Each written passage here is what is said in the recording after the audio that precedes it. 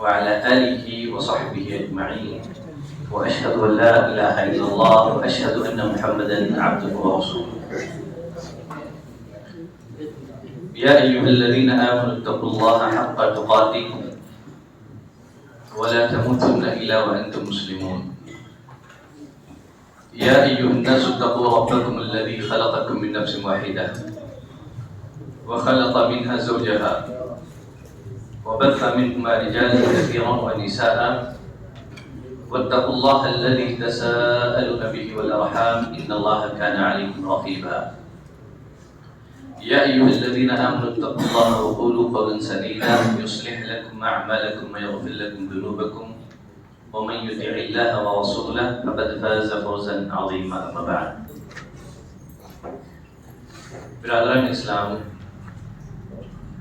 عزیز دوستوں، نوجوان ساتھیوں،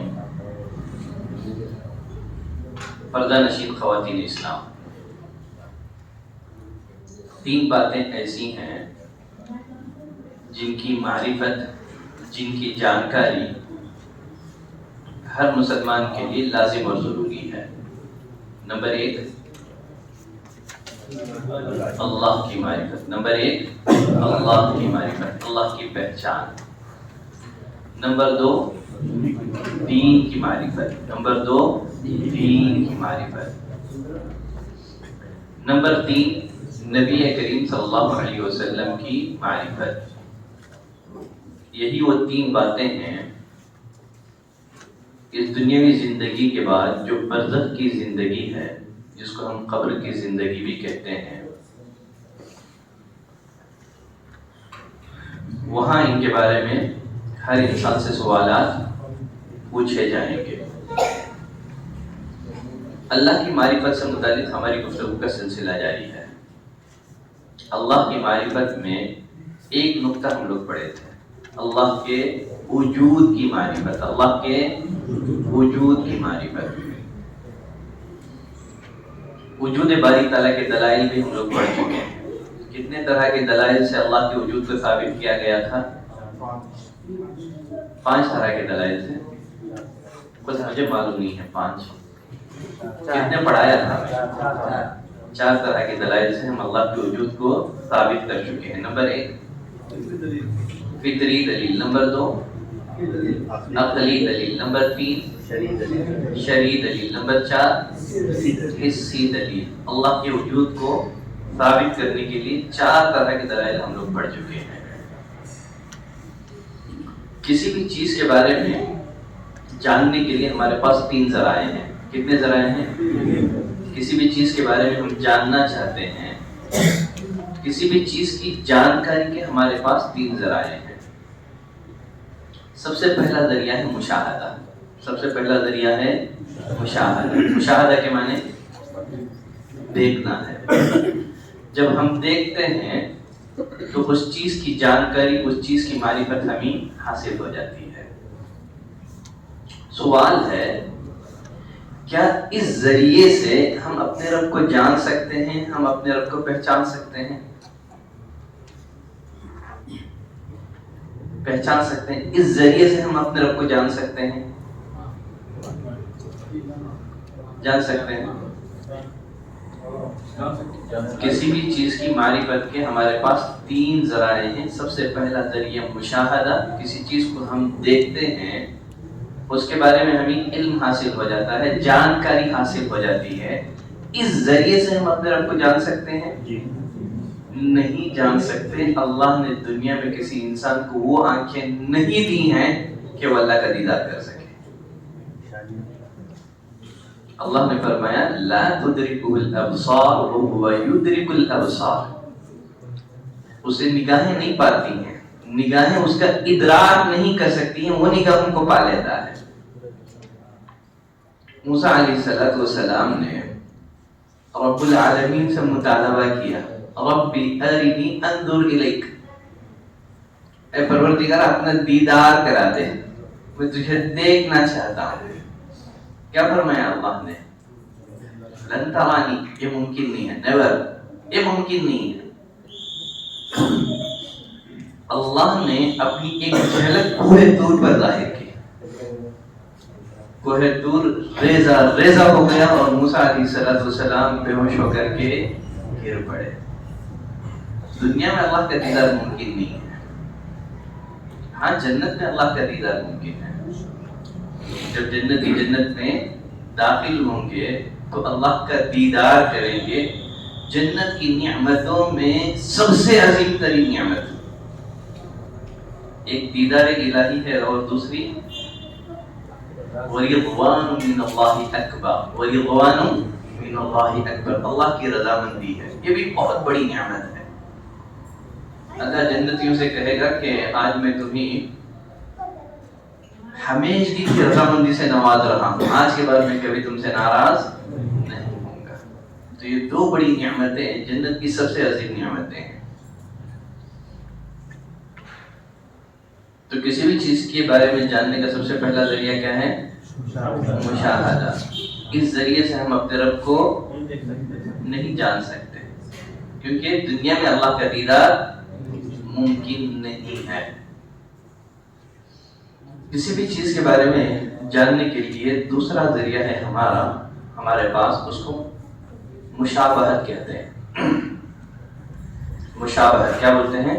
مشابہت. تشبیہ، کمپیریزن کیا بولتے ہیں اس کو؟ ہاں ٹھیک ہے.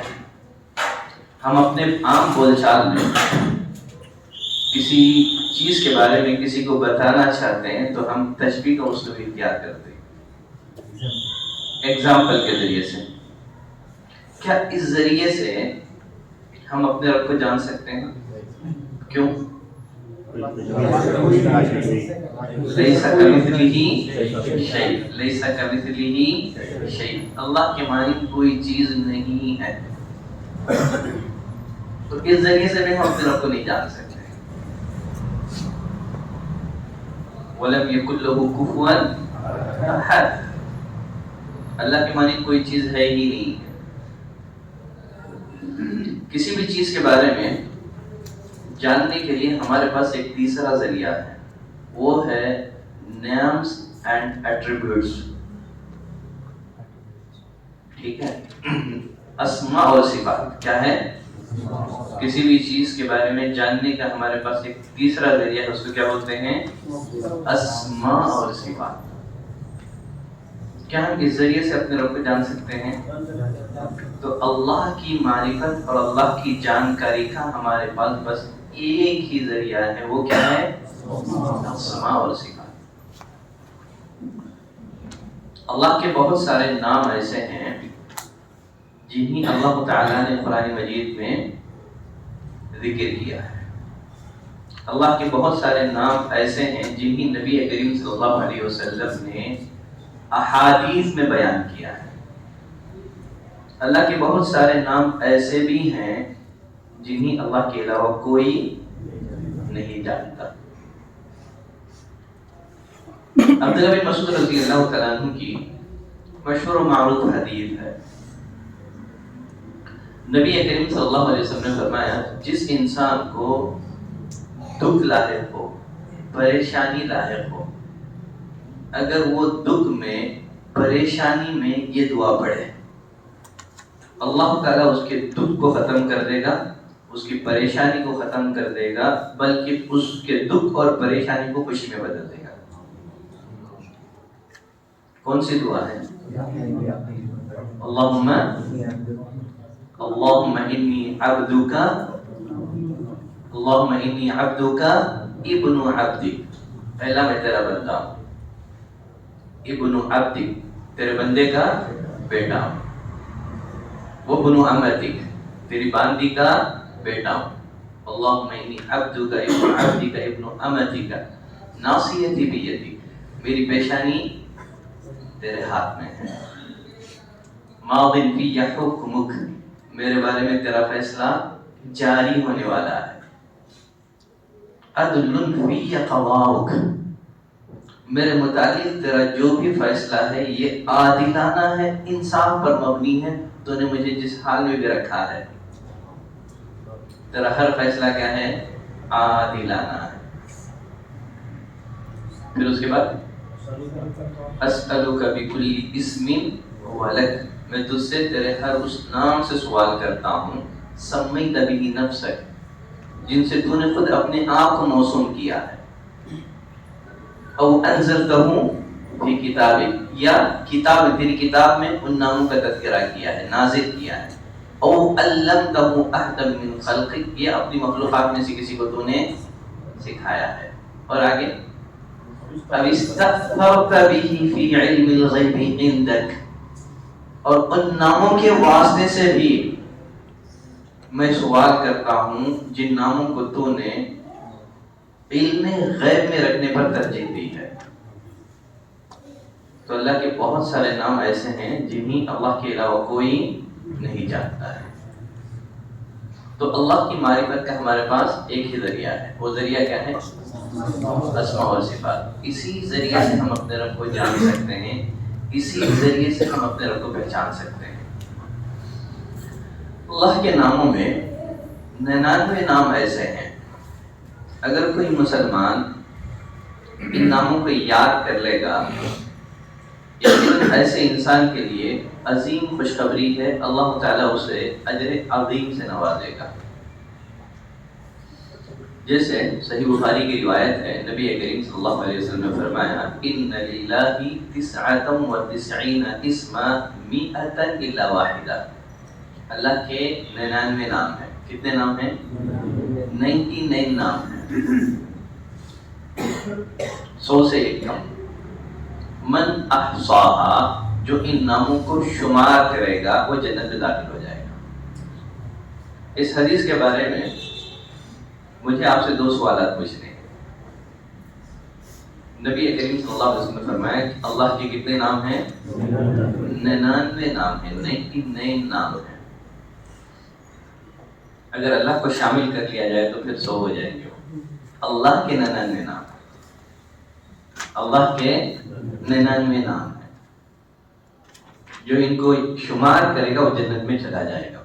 سوال یہ ہے کیا اللہ تعالیٰ کے صرف 99 نام ہیں؟ اس حدیث کا مطلب کیا ہے؟ نبی کریم صلی اللہ علیہ وسلم فرمایا ان للہ 99 اسما، اللہ کے 99 نام ہیں۔ تو اللہ کے نام کسی خاص عدد میں محصور نہیں ہے، اللہ کے نام بہت زیادہ ہے، ٹھیک ہے؟ اللہ کے نام بہت زیادہ ہے۔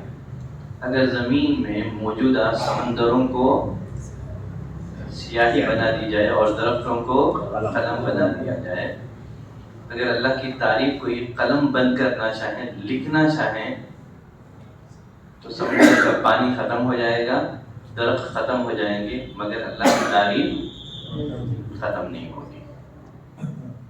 تو اللہ تعالیٰ کے نام کسی خاص عدد میں محصور نہیں ہے۔ اب سوال یہ ہے اس حدیث کا مطلب کیا ہے؟ نبی کریم صلی اللہ علیہ وسلم نے فرمایا کہ اللہ کے 99 نام ہیں، جو ان کو شمار کرے گا وہ جنت میں جائے گا۔ کوئی بتا سکتے ہیں اس حدیث کا مطلب کیا ہے؟ جو قرآن میں ذکر ہے، جو حدیث میں اس حدیث سے ایسے لگ رہا ہے کہ اللہ کے 99 نام ہیں۔ اللہ کے نام محدود نہیں، اللہ کے نام محدود نہیں ہیں، تو پھر اس حدیث کا مطلب کیا ہے؟ وہی میں آپ سے سوال کر رہا ہوں۔ قرآن میں جو ذکر آیا ہے اور حدیث میں جو ذکر آیا ہے، ان کی اہل علم نے اللہ کے ناموں کو جمع کیا ہے تو ان کی تعداد 100 سے زیادہ ہے۔ بعض اہل علم نے اللہ کے ناموں کو جمع کیا ہے تو ان میں یہ تعداد 100 سے تجاوز کر چکی ہے۔ تو پھر اس حدیث کا مطلب کیا ہے؟ اس حدیث کا مطلب احصاء کی فضیلت بتانا ہے۔ کس کی فضیلت؟ اللہ کے 99 نام ایسے ہیں، اللہ کے 99 نام ایسے ہیں جو ان کو شمار کرے گا جنت میں جائے گا۔ اس حدیث کا یہ مقصود نہیں ہے، یہ مطلب نہیں ہے کہ اللہ کے نام کسی خاص عدد میں محصور ہیں، بلکہ بتانا مقصود یہ ہے جو اللہ کے 99 ناموں کو یاد کرے گا، شمار کرے گا، وہ جنت میں جائے گا۔ چلے ایک مثال کے ذریعے سے میں سمجھاتا ہوں، ایک ایگزامپل سے میں سمجھاتا ہوں۔ اگر میں کہوں کہ میرے پاس 1000 روپے صدقے کے لیے رکھے ہوئے ہیں، میرے پاس 1000 روپے ہیں یا 1000 درہم ہیں جو صدقے کے لیے رکھے ہوئے ہیں. تو میری اس عبارت کا یہ مطلب ہے کہ میرے پاس صرف 1000 روپے ہیں. اگر میں کہوں کہ میرے پاس 1000 روپے ہیں جس کو میں نے صدقے کے لیے نکال رکھے ہیں، تو میرے اس سینٹنس کا کیا مطلب ہے؟ صدقے کے مخصوص فوائد.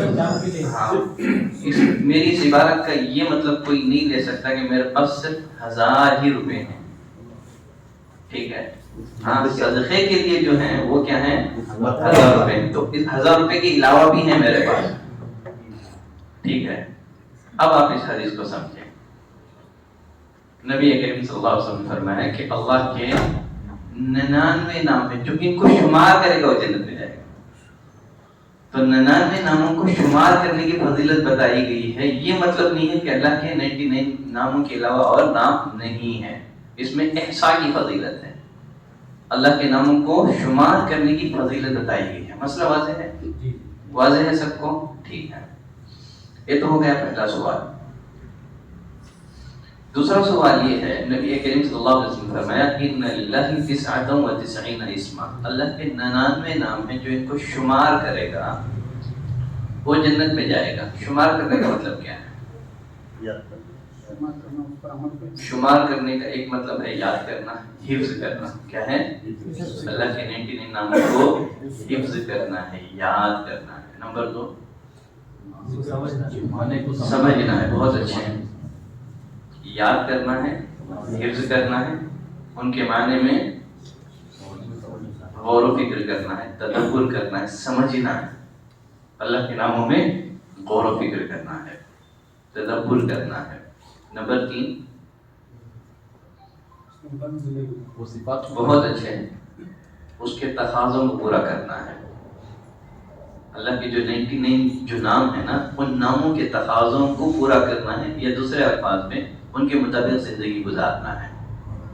جب ہمیں معلوم ہو گیا کہ اللہ کے ناموں میں سے ایک نام احد ہے، اللہ کے اس نام کا تقاضا یہ ہے کہ ہم اللہ کو اس کی ذات میں، ربوبیت میں، الوہیت میں، اسماء اور صفات میں اکیلا مانیں، اس کے ساتھ کسی کو شریک نہ کریں. یہ کیا ہو گیا؟ اللہ کے نام احد کا تقاضا ہے. اگر ہمیں معلوم ہے کہ اللہ کے ناموں میں سے ایک نام ہے الرزاق، روزی دینے والا ہے، اس نام کا تقاضا یہ ہے کہ ہم اللہ کو چھوڑ کر کے کسی سے روزی کا سوال نہ کریں. یہ اللہ کے نام کا تقاضا ہے کہ ہم اللہ سے روزی مانگیں، اللہ سے رزق کا سوال کریں. جب ہمیں معلوم ہو جائے کہ اللہ کے ناموں میں سے ایک نام الرحیم ہے، وہ بے انتہا رحم کرنے والا ہے، اللہ کی رحمت سے مایوس نہ ہو. قل یا عبادی الذین اسرفوا علی انفسہم لا تقنطوا من رحمت اللہ. اے میرے وہ بندوں جنہوں نے اپنے جانوں پر ظلم اور زیادتی کی ہے، اللہ کی رحمت سے مایوس نہ ہونا. تو اللہ کے ناموں کو شمار کرنے کا ایک مطلب اللہ کے ان ناموں کو یاد کیا جائے، حفظ کیا جائے. نمبر 2 ان کے معنی اور مطلب پر غور و فکر کیا جائے، معنوں کو سمجھا جائے. نمبر 3 ان ناموں کے جو تقاضے ہیں ان کو پورا کیا جائے. نمبر 4 ان ناموں کے وسیلے سے دعا کی جائے، ان ناموں کے وسیلے سے دعا کی جائے. اہل علم نے جو جائز وسیلوں بیان کیے ہیں، وسیلے 2 طرح کے ہیں، ایک ہے جائز وسیلہ اور ایک ناجائز وسیلہ. جائز وسیلوں میں بندہ اپنے ایمان کے وسیلے سے دعا کرے، ربنا اننا آمنا فاغفر لنا ذنوبنا. تو یہ کیا ہو گیا؟ ایمان کا وسیلہ ہو گیا. پھر عمل صالح کے وسیلے سے دعا کرے، عمل صالح کے وسیلے سے دعا کرے. غاربہ کا واقعہ جانتے ہیں نا، مشہور و معروف واقعہ. انہوں نے کیا کیا؟ اپنے نیک اعمال کے وسیلے سے دعا کی، اللہ تعالیٰ نے انہیں اس مصیبت سے نکال دیا. یہ کیا ہو گیا؟ اعمال صالحہ کے وسیلے سے دعا کرنا ہے.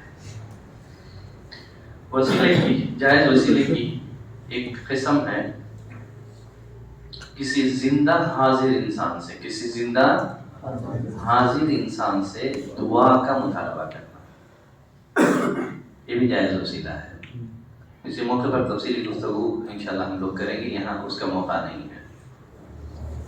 جائز وسیلوں میں سے ایک وسیلہ ہے اللہ کے اسماء اور صفات کے ذریعے سے دعا کرنا، اللہ کے اسماء اور صفات کے ذریعے سے دعا کرنا۔ اللہ نے فرمایا وَلِلَّهِ الْأَسْمَاءُ الْحُسْنَى فَادْعُوهُ بِهَا، اللہ کے اچھے اچھے نام ہیں، اللہ کے اچھے اچھے نام ہیں، لہذا تم اللہ کو انہی ناموں کے ذریعے سے پکارو۔ تو ہم کو چاہیے کہ قرآن اور سنت میں اللہ کے جتنے نام آئے ہیں، اللہ نے قرآن مجید میں اپنے لیے جو نام ثابت کیے ہیں، اور نبی کریم صلی اللہ علیہ وسلم نے احادیث میں اللہ کے لیے جو نام ثابت کیے ہیں، ہم اللہ تعالیٰ کو صرف انہی ناموں سے پکاریں، ہم اپنی طرف سے کسی نام کا اضافہ نہ کریں۔ سوال یہ ہے کیا ہم اللہ کو گاڈ یا بھگوان کہہ کے پکار سکتے ہیں؟ نہیں پکار سکتے، تو اللہ کو اللہ ہی کہہ کے پکارنا ہے۔ اب کسی غیر مسلم کے سامنے جا کر کے اللہ کا تعارف اللہ کے نام سے کریں گے، شاید وہ نہ پہچانے۔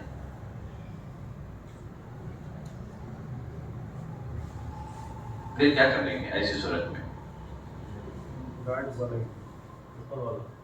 تب ایسی صورت میں آپ وقتی طور پر جب تک وہ اللہ کو نہیں جان لیتا، نہیں پہچان لیتا، تب تک آپ کیا کریں گے؟ گاڈ وغیرہ کا سہارا لیں۔ جب وہ پہچان لیں تو پھر واپس اللہ کی طرف آ جائیں۔ ضرورت کی حد تک آپ کیا کریں؟ آپ اس نام سے جو وہ جانتا ہے، پہچانتا ہے، آپ اس نام کا سہارا لے کر کے اللہ کا تعارف کروائیں۔ آپ جس کو گاڈ کہتے ہیں مسلمان، اس کو اللہ کہتے ہیں۔ پھر اس کے بعد آپ اللہ کا تعارف غیر مسلم کے سامنے کرائیں۔ تو اللہ کو انہی ناموں سے موسوم کیا جائے جن کا ذکر قرآن اور سنت میں آیا ہے۔ خدا ہے، گاڈ ہے، ان سارے ناموں سے ایک مسلمان کو گریز اور پرہیز کرنا چاہیے۔ تو اللہ کے ان ناموں کو شمار کرنے کا مطلب کیا ہے کہ ان کے وسیلے سے دعا کی جائے، ان کے وسیلے سے دعا کی جائے۔ کیسے دعا کریں گے ان کے وسیلے سے؟ اللہم انکا عفو تحب العفو فاعف عنی، اللہ تم معاف کرنے والا ہے، معافی کو پسند کرتا ہے، معاف کر دے۔ برحمتک استغیث فاصلح لی شأنی کلی ولا تکلنی الی نفسی طرفۃ عین۔ اللہ تو رحم کرنے والا ہے، ہم پر رحم کر دے۔ اللہ تو غفور ہے، تو گناہوں کو بخشنے والا ہے، ہمارے گناہوں کو بخش دے۔ تو اللہ کے ان ناموں کے وسیلے سے دعا کی جائے۔ تو اللہ کی معرفت کا ایک ہی ذریعہ ہمارے پاس ہے، وہ ہے اللہ کے نام اور اس کے صفات۔ اللہ کے اسماء اور صفات سے متعلق انشاءاللہ اور مزید تفصیلی گفتگو میں آگے کروں گا ایمان کے ارکان میں۔ کہاں؟ ایمان کے ارکان میں۔ ایمان کے ارکان انشاءاللہ ہم لوگ قریب میں پڑھیں گے۔ کتنے ہیں ایمان کے ارکان؟ 6 ہیں نا۔ انشاءاللہ ایمان کے ارکان میں سے ایک رکن پر تفصیلی گفتگو آگے آ رہی ہے، وہاں ہم تفصیلی طور پر اسماء اور صفات کو پڑھیں گے۔ شیخ الاسلام ابن تیمیہ رحمۃ اللہ علیہ فرماتے ہیں اللہ کی معرفت میں بنیادی 2 باتیں۔ کتنی باتیں ہیں؟ 2 باتیں۔ نمبر 1 اللہ کے ذات کی معرفت۔ نمبر 1 اللہ کے ذات کی معرفت۔ یہ معرفت بندے کو کیسے حاصل ہوتی ہے؟ اللہ کے اسماء اور صفات میں غور و فکر کرنے سے حاصل ہوتی ہے۔ اللہ کے ذات کی معرفت کیسے حاصل ہوگی؟ اللہ کے اسماء اور صفات میں غور و فکر کرنے سے یہ معرفت حاصل ہوگی۔ جو آدمی اللہ کی اسماء اور صفات کو زیادہ جاننے والا ہوگا وہ اللہ کا زیادہ خوف رکھنے والا ہوگا، متقی ہوگا۔ اللہ کے بارے میں سب سے زیادہ جانکاری کس کو تھی مخلوقات میں؟ نبی کریم صلی اللہ علیہ وسلم کو۔ لہذا آپ لوگوں میں سب سے زیادہ متقی تھے، آپ لوگوں میں سب سے زیادہ اللہ سے ڈرنے والے تھے، آپ لوگوں میں سب سے زیادہ پرہیزگار تھے۔ کیوں نبی کریم صلی اللہ علیہ وسلم فرمایا ان اتقاکم واعلمکم باللہ انا، یقیناً میں تم میں سب سے زیادہ اللہ سے ڈرنے والا ہوں اور اس کی معرفت رکھنے والا ہوں۔ تو معلوم کیا ہوا؟ ایک مسلمان کے پاس جس قدر اللہ کے اسماء اور صفات کا علم ہوگا اسی قدر اس کے اندر اللہ کا ڈر پیدا ہوگا، اللہ کی خشیت پیدا ہوگی۔ تو ایک مسلمان کو چاہیے کہ اللہ کی اسماء اور صفات کا گہرا علم حاصل کرے۔ الحمدللہ یوٹیوب میں بہت سارے علماء کے ایسے آپ کو لیکچر مل جائیں گے جس میں انہوں نے اللہ کے اسماء اور صفات پر تفصیلی گفتگو پیش کی ہے، یہ کتابیں آپ کو مل جائیں گی۔ تو ہماری درخواست یہ ہے کہ آپ اللہ کے اسماء اور صفات کا گہرا علم حاصل کریں۔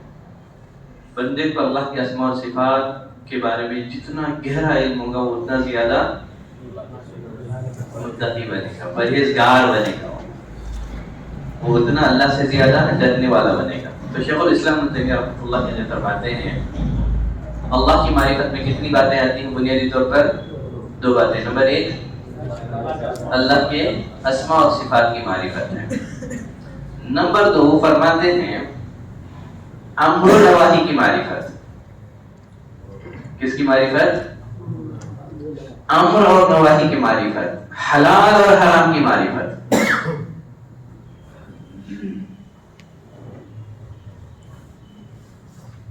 اگر آدمی اللہ کی معرفت کا دعویٰ کرے لیکن اللہ کے حدود کا احترام نہ کریں تو پھر ایسی معرفت کا کوئی فائدہ ہے؟ تو اللہ کے بارے میں علم ہو تو پھر ضروری ہے کہ بندہ اللہ کے حدود کا احترام کرے۔ دیکھیں یہاں سفیان الثوری رحمۃ اللہ علیہ کا ایک بہت پیارا قول ہے، وہ آپ کی خدمت میں رکھتا ہوں۔ سفیان الثوری رحمۃ اللہ علیہ فرماتے ہیں العلماء ثلاثۃ، علماء کی تین قسمیں ہیں۔ کتنی قسمیں ہیں؟ تین قسمیں۔ وہ فرماتے ہیں نمبر ایک عالم باللہ و بامر اللہ، علماء کی پہلی قسم جنہیں اللہ کی معرفت بھی ہے اور امر اور نواہی کی معرفت بھی ہے۔ امر و نواہی تو جانتے ہیں نا سب لوگ، کیا ہے امر و نواہی کا مطلب؟ کیا کرنا کیا نہیں کرنا، کیا کرنا ہے یا کیا نہیں کرنا ہے، اس کو کیا بولتے ہیں؟ امر و نواہی کی معرفت۔ ٹھیک ہے، کرنا کیا ہے اور کیا نہیں کرنا ہے، تو اس کو امر و نواہی کہتے ہیں، یا دوسرے الفاظ میں اللہ کی شریعت کی معرفت۔ ہمیں دنیا میں کیسے زندگی گزارنی ہے اس بارے میں اللہ نے ہمیں کیا رہنمائی فرمائی ہے، حلال اور حرام کی معرفت۔ تو سفیان الثوری رحمۃ اللہ علیہ فرماتے ہیں کہ علماء کی کتنی قسمیں ہیں؟ تین قسمیں۔ نمبر ایک عالم باللہ و بامر اللہ، جسے اللہ کی معرفت بھی ہے اور ساتھ ہی ساتھ امر اور نواہی کی معرفت بھی حاصل ہے۔ تو ایسے عالم کی علامت یہ ہے فعلامتہ ان یخشی اللہ، وہ اللہ سے ڈرتا بھی ہے اور اللہ کے حدود کا احترام کرتا ہے۔ اللہ نے جن کاموں کو کرنے کا حکم دیا ہے اس کو بجا لاتا ہے، جن سے روکا ہے اس سے رک جاتا ہے۔ تو ہمیں کون سا عالم بننا ہے؟ عالم باللہ و بامر اللہ، انشاءاللہ۔ ٹھیک ہے۔ نمبر دو فرماتے ہیں عالم کی دوسری قسم ہے عالم باللہ دون اوامر اللہ، جسے اللہ کی معرفت تو ہے لیکن امر اور نواہی کی معرفت نہیں ہے، جو اللہ کے بارے میں جانتا ہے لیکن امر و نواہی کو نہیں جانتا ہے۔ اس کی علامت یہ ہے اللہ سے ڈرتا ہے لیکن اللہ کے حدود کی پرواہ نہیں کرتا ہے۔ اللہ سے ڈرتا تو ہے لیکن اللہ کے حدود کی پرواہ نہیں کرتا ہے۔ ہمیں ایسا عالم بھی نہیں بننا ہے جسے اللہ کی معرفت ہو لیکن اللہ کی شریعت کی معرفت نہ ہو. تو اللہ کی معرفت کا تقاضا یہ ہے کہ ہم جانیں کہ اللہ کی پسند اور ناپسند کن باتوں میں ہے نا. یہ اللہ کی معرفت کا تقاضا ہے نا. پھر آگے فرماتے ہیں عالم کی ایک تیسری قسم بھی ہے. وہ کیا ہے؟ عالم بأوامر اللہ دون اللہ، جس کے پاس امر و نواہی کا علم ہے لیکن اللہ کی معرفت نہیں ہے. وہ اللہ کو نہیں جانتا ہے. اللہ کا علم ہو پھر اس کے بعد امر و نواہی کی معرفت ہو، یقیناً یہ علم فائدہ دے گا، گناہوں سے بچائے گا. یہاں کیا ہے؟ حضرت کے پاس امر و نواہی کی معرفت تو ہے، شریعت کے مسائل کا گہرا علم ہے، باریکیاں ہیں، لیکن اللہ کی معرفت نہیں. جو علم انہیں گناہوں سے روکتا ہے، اللہ کی عظمت اس سے محروم ہے. فرماتے ہیں اس کی علامت یہ ہے اللہ یقیف عند حدود اللہ، وہ اللہ کی حدود کی پرواہ نہیں کرتا ہے، نہ اللہ سے ڈرتا ہے. یہی وہ لوگ ہیں جن سے جہنم کی آگ قیامت کے دن بھڑکائی جائے گی. جس کے پاس امر و نواہی کا علم ہے لیکن اللہ کا علم نہیں ہے. اللہ کا علم کیسے حاصل ہوگا؟ اس کے ناموں میں غور و فکر کرنے سے. اللہ کے ناموں کا گہرا علم سیکھیں، گہری معرفت حاصل کریں. کیا کیا سکھایا جائے آپ کو تو سیکھتے رہیں. پوری زندگی آدمی کو سیکھتے ہوئے گزارنی چاہیے. کن عالما او متعلما او مستمعا. پوری زندگی یا تو علم سکھاتے ہوئے گزارو یا سیکھتے ہوئے گزارو، یا کم از کم علمی مجالس میں آ کر کے بیٹھو. جو علمی مجالس میں آ کر کے بیٹھتا ہے نا، ایسا آدمی بھی محروم نہیں رہ جاتا ہے. اور فرماتے ہیں غالباً یہ قول عمر بن عبدالعزیز رحمۃ اللہ علیہ کا ہے. وہ فرماتے ہیں کہ یہ کم از کم علماء سے محبت کرتے ہوئے زندگی گزارو. اگر علماء سے محبت نہیں کر سکتے ہو تو کم از کم ان سے بغض نہ کرو. اگر محبت نہیں کر سکتے ہو کسی عالم سے، کوشش اس بات کی ہو کہ کم از کم بغض بھی نہ ہو. اس لیے کہ اگر آپ کے دل میں علماء کے تئیں بغض ہوں، آپ ان کے علم سے استفادہ کر سکیں گے؟ نہیں کر سکیں گے. علماء انبیاء کے وارث ہیں، اس بنا پر علماء سے محبت کرنا چاہیے. اگر آپ کسی عالم سے محبت نہیں کر سکتے ہیں تو کم از کم کوشش کریں کہ اس عالم سے بغض بھی نہ رکھیں. یہاں ایک قول یحییٰ بن عمار رحمۃ اللہ علیہ کا ہے. کتنا ہو گیا ٹائم ہمارا؟ پہلے چلیں.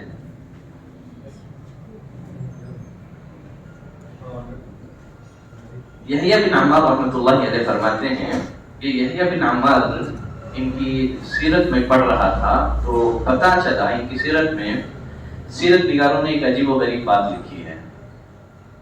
انہوں نے جمعہ کے خطبے میں قرآن مجید کی تفسیر ختم کی ہے. جمعہ کے خطبوں میں قرآن مجید کی تفسیر ختم کی ہے. کون؟ یحییٰ بن عمار رحمۃ اللہ علیہ. شیخ الاسلام ابن تیمیہ رحمۃ اللہ علیہ نے مجموع الفتاوی میں ان کا ایک قول نقل کیا ہے. وہ فرماتے ہیں علوم کی 5 قسمیں ہیں. کتنی قسمیں ہیں؟ علوم کی 5 قسمیں ہیں. نمبر 1 علم هو حیات الدین. ایک علم وہ ہے جو دین کے لیے زندگی کی حیثیت رکھتا ہے. جو دین کے لیے زندگی. لکھیں آپ، یہ لکھ رہے ہیں، ویڈیو ہے بعد میں سن کے لکھ لیں گے. ایسا ہے کیا؟ نہیں ہے. ایک علم وہ ہے جو دین کے لیے زندگی کی حیثیت رکھتا ہے. یہ کون سا علم ہے؟ توحید کا علم. کون سا علم ہے؟ توحید کا علم. اور نمبر 2 فرماتے ہیں ایک علم وہ ہے جو دین کے لیے غذا اور خوراک کی حیثیت رکھتا ہے. جو دین کے لیے کس کی حیثیت رکھتا ہے؟ غذا کی حیثیت ہے. وہ کون سا علم ہے؟ وعظ اور نصیحت کا علم. وعظ اور نصیحت کا علم. جیسے ابھی آپ اخلاقیات پر شیخ کا بیان سن رہے تھے. یہ کیا ہے؟ واعظ اور نصیحت ہے. اور فرماتے ہیں کہ علم وہ ہے جو دین کے لیے دوا کی حیثیت رکھتا ہے. جو دین کے لیے دوا کی حیثیت رکھتا ہے. یہ کیا ہے؟ فقہ کا علم ہے. یہی شریعت کا علم ہے. امر اور نواہی کا علم ہے. یہ کیا ہے؟ دین کے لیے دوا کی حیثیت ہے اس کی. اور فرماتے ہیں کہ علم وہ ہے جو دین کے لیے بیماری کی حیثیت رکھتا ہے. وہ کون سا علم ہے جو دین کے لیے بیماری کی حیثیت رکھتا ہے؟ وہ یہ بن عمار فرماتے ہیں وہ اخبار ما وقع بین السلف، صحابہ اکرام کے درمیان جو لڑائیاں ہوئی ہیں، جنگیں ہوئی ہیں، ان باروں میں ڈسکس پڑھنا، ان بارے میں ڈسکس کرنا. صحابہ اکرام کے مابین جو لڑائیاں ہوئی ہیں، علماء سلف صحابہ اکرام کی لڑائیوں کو تشاجر سے تعبیر کرتے ہیں. مشاجرات صحابہ بولتے ہیں. کیا بولتے ہیں؟ یہ مشاجرات ہے. مشاجرات یہ شجر سے نکلا ہے. شجر کے معنی درخت کے ہیں. مشاجرہ مطلب درخت کی ڈالیوں کا آپس میں ٹکرانا، ایک ہی درخت کی ڈالیوں کا آپس میں ٹکرانا. تو سلف نے صحابہ اکرام کی جو درمیان جو لڑائیاں ہوئی ہیں اس کو کیا کس نام سے یاد کرتے ہیں؟ مشاجرات ہیں. یہ کیا ہے؟ مشاجرات صحابہ. صحابہ اکرام کے درمیان جو جنگیں ہوئی ہیں ان جنگوں کے بارے میں علماء سلف کا عقیدہ یہ ہے کہ اجتہاد میں اختلاف کی بنا پر صحابہ اکرام کے درمیان جنگیں ہوئی. اور نبی کریم صلی اللہ علیہ وسلم فرمایا کہ اگر مجتہد اجتہاد کرتا ہے، اگر اس کا اجتہاد درست نکلے تو اسے ڈبل ثواب ملے گا. اگر وہ اجتہاد میں غلطی کر لے تب بھی وہ ایک نیکی سے محروم نہیں رہ جاتا ہے. Different of opinion. کیا ہے یہ؟ ڈفرینٹ آف اوپینین کی بنا پر صحابہ کرام کے درمیان جھگڑے ہوئے تھے. کل وہ ایک الگ موضوع ہے، اس میں مجھے نہیں جانا ہے. تو ایک علم وہ ہے جو بیماری کی حیثیت رکھتا ہے. صحابہ کرام کے درمیان جو جنگیں ہوئی ہیں ان کا تذکرہ کر کے صحابہ کرام کو برا بھلا کہنا، معاویہ رضی اللہ تعالیٰ عنہ کو برا بھلا کہنا، اس سے ہمارا دین بیمار پڑ جائے گا.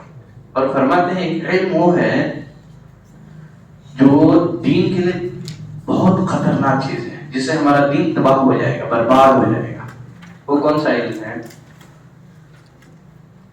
ایک علم وہ ہے جس سے ہمارا دین ہلاک ہو جائے گا، برباد ہو جائے گا. وہ علم وہ فرماتے ہیں علم الکلام. کیا ہے؟ علم الکلام. علم الکلام کا مطلب کیا ہے؟ علم الکلام کا مطلب یہ ہے کہ آدمی عقلی دلائل سے عقیدہ ثابت کرنا. کس سے؟ عقلی دلائل کے ذریعے سے عقیدہ ثابت کرنا. آدمی جب عقلی دلائل سے عقیدہ ثابت کرتا ہے، جب عقیدے کی کوئی بات اس کے عقل میں نہیں آتی ہے تو پھر وہ کیا کر دیتا ہے؟ اس کو ٹھکرا دیتا ہے. کیوں؟ ہاں، اس نے عقل کو بنیاد بنایا ہے، عقل کو حاکم بنایا ہے. ایک مسلمان کی عقل ہمیشہ کتاب اور سنت کے تابع رہنا چاہیے. کتاب اور سنت کو عقل کے تابع نہ کرے. بات سمجھ رہے ہیں آپ؟ اس کی جو عقل ہے وہ کتاب اور سنت کے تابع رہے، نیچے رہے. کتاب اور سنت کو عقل کے تابع نہ کرے. جو کوئی اپنی عقل کو کتاب اور سنت کے تابع کرتا ہے وہ کامیاب ہوگا.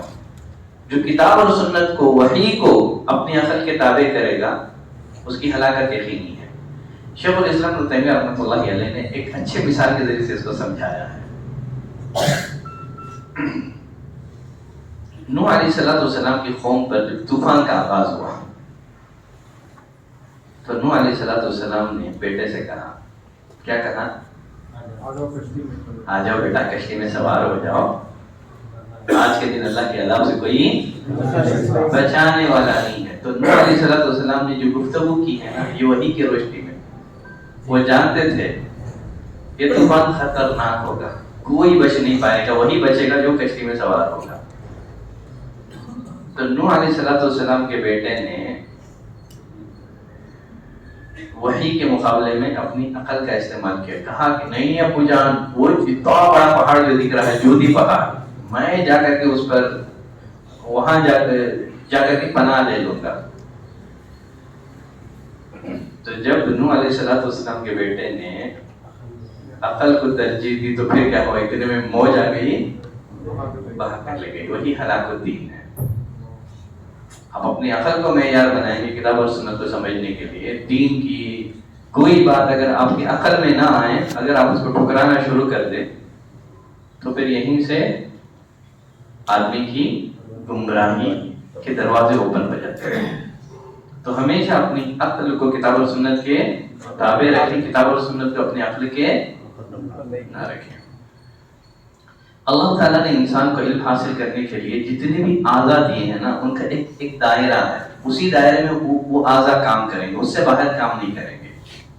مثال کے طور پر آنکھ کا دائرہ کیا ہے؟ دیکھنا ہے. کوئی آنکھ سے سن سکتا ہے کیا؟ کان کا کام کیا ہے؟ سننا ہے. کوئی کان سے دیکھ سکتا ہے؟ نہیں ہے. اللہ نے انسان کو جو عقل دی ہے نا، اس کا بھی ایک محدود دائرہ ہے. اگر آپ عقل کو محدود دائرے میں استعمال کریں گے تو آپ کی عقل کام کرے گی،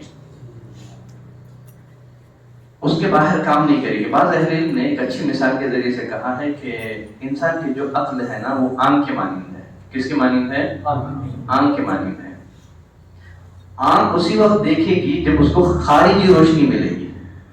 یا تو سورج کی روشنی چاہیے، یا تو لائٹ کی روشنی چاہیے، چراغ کی روشنی چاہیے. جب تک خارجی روشنی نہیں ملے گی آنکھ نہیں دیکھ سکتی.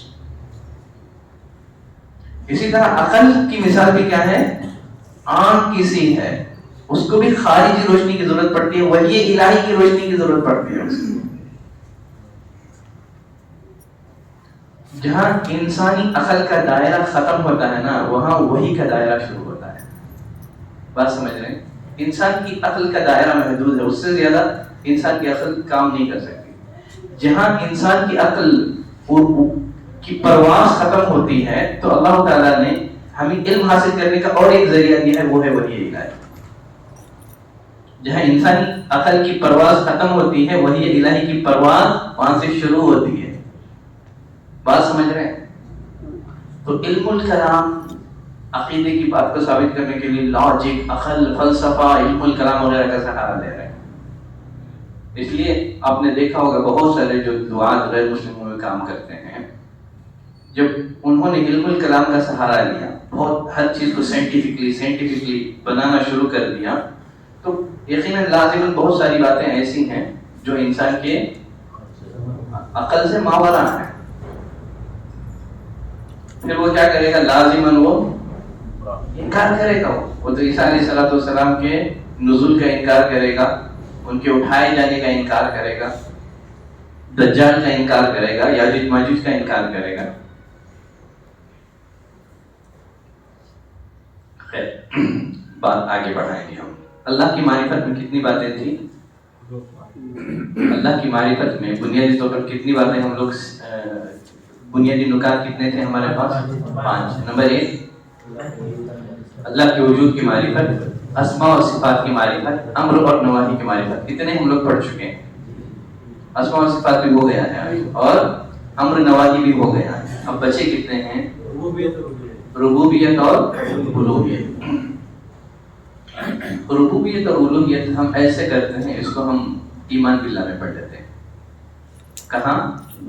اللہ پر ایمان لانا. آگے اس پر گفتگو آ رہی ہے. وہاں انشاءاللہ ایمان باللہ سے متعلق جب ہماری گفتگو آئے گی، وہاں ربوبیت اور الوہیت پر گفتگو کروں گا. مزید پھر سے اسماء و صفات پر وہیں گفتگو آ رہی ہے. اسماء و صفات کے بارے میں ایک مسلمان کا کیا موقف ہونا چاہیے، کیا منہج ہونا چاہیے، اسماء و صفات کے باب میں علماء سلف کا موقف کیا تھا، ان سارے مباحث پر انشاءاللہ ہم ایمان باللہ پر گفتگو کریں گے اس باب میں. میں سمجھتا ہوں آج کے لیے اتنی گفتگو کافی ہے.